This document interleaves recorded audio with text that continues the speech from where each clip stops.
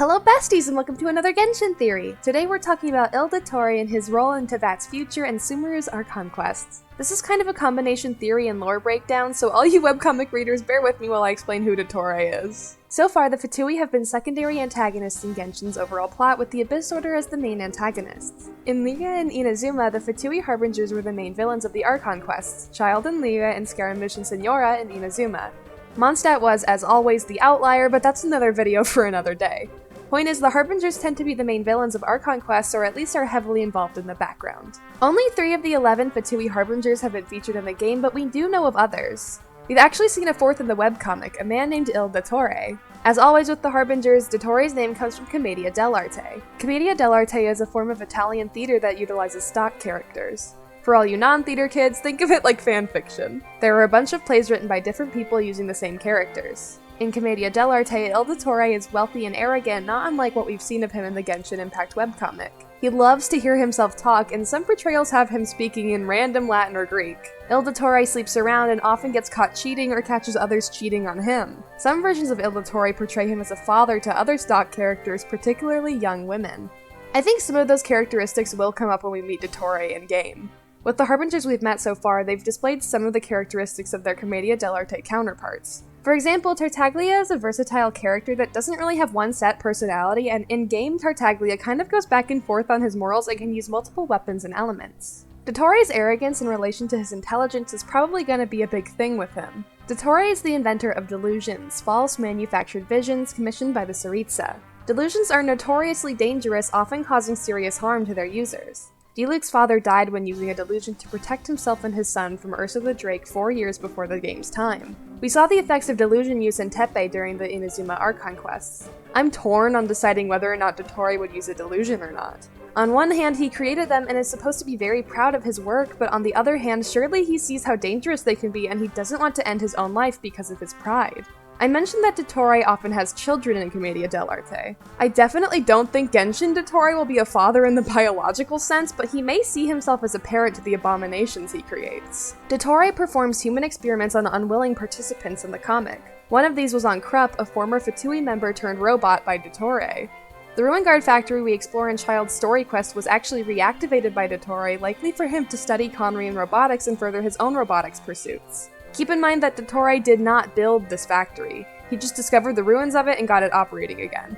Dottore wants to create enhanced humans that are stronger than the immortals. This is strikingly similar to Rein Dotir, the Conrian alchemist responsible for Durin, Albedo, and the Riftwolves. We don't know exactly what caused the cataclysm, but I feel like it's safe to assume that it was a number of things, Conria's hubris included. Rein Dotir's desire to create artificial life conflicts with Celestia's ideals. Dottore is in the beginning stages of creating artificial life. Another cataclysm could be on the way thanks to the Tsaritsa dismantling Celestia's control of the Archons, but I'm sure that Dottore's scientific pursuits would just add to that. It seems like all of the Fatui Harbingers were recruited at times when they felt alone. Child was abandoned by his father and given to the Fatui following his fall into the Abyss. Pierrot found Senora when she was about to die. She had engulfed herself in liquid flame after her lover Rostam died during the cataclysm. Scaramouche found a group of Fatui by chance after being discarded by A. Dottore is no different. Dottore was chased out of his hometown by a mob for unknown reasons. He used to be in the Sumeru Akademiya but was shunned by other scholars for his immoral ideas and odd behavior.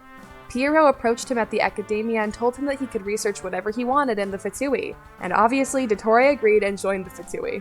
Dottore's treatment in the Akademiya will likely result in a vengeful homecoming during the Sumeru Archon quests. Senora returned to Mondstadt to attack its Archon 500 years after he failed to protect one of his people, Rostam, from death. Scaramouche returned to Inazuma to steal the Electro-Gnosis after being abandoned by the country's Archon. I assume something similar will happen with Dottore and Sumeru. The Dendro Archon Kusanali is generally well-liked and perceived as friendly, but leaks have said that she's pretty reclusive. She probably had no idea that Dottore was being bullied under her jurisdiction during his time in the Akademiya. Meanwhile, Dottore probably doesn't realize that she's not omnipotent and couldn't have really helped unless he went to her directly. I could totally see Dottore showing up in the Akademiya again to confront Kusanali, but she just has no idea what he's even talking about. To say it, I hope I don't sound ridiculous. I don't know who this man is. I mean, he could be walking down the street, I wouldn't know a thing.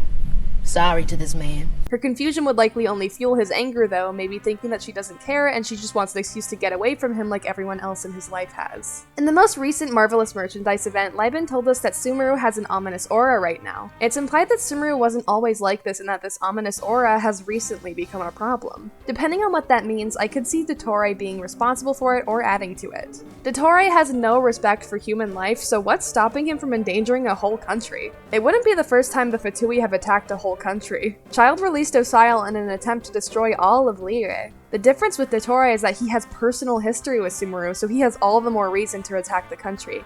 A while ago, I made a video about characters who I think will die later in Genshin's story. Dottore definitely needs to be added to that list. As crazy as he may be, Dottore is also pretty smart. Intelligence is basically a one-way ticket to death into that. Lisa traded a huge amount of her lifespan for knowledge that others just don't have while she was in the Sumeru Akademiya, and now it's just a matter of time until the sand in her hourglass runs out.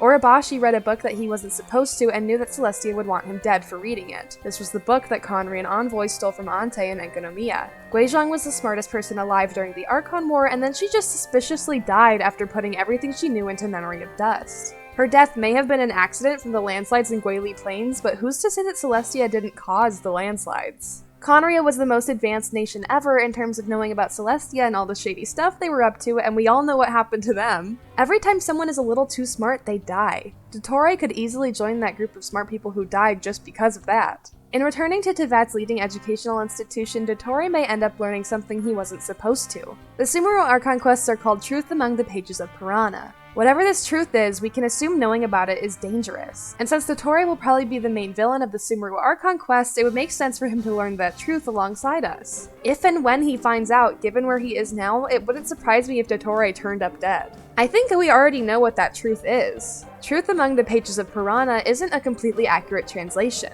The closest translation to the original Chinese title is the Purana of the False Kalpa of Disintegration.